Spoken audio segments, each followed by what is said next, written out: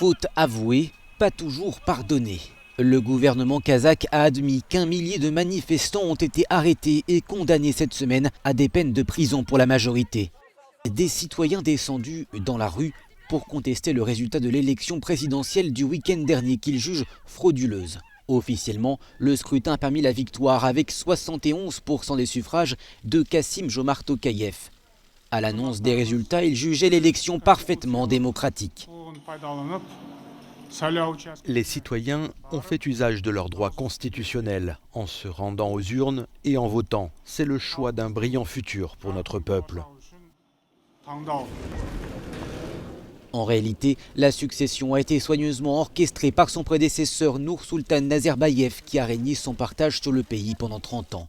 De nombreux observateurs internationaux affirment que les fraudes ont bien contribué à ce résultat. Dans un entretien exclusif avec Euronews, le nouveau président kazakh dit vouloir faire amende honorable.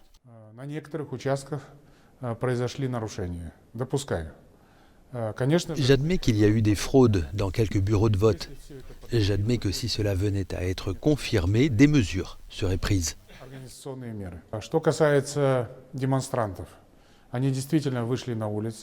Quant aux manifestants qui ont investi la rue pour protester, nous allons étudier leurs revendications, en particulier leurs revendications sociales, car elles sont fondées sur la réalité d'une pauvreté.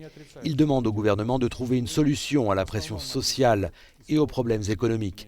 Les autorités les ont entendus et nous allons travailler là-dessus.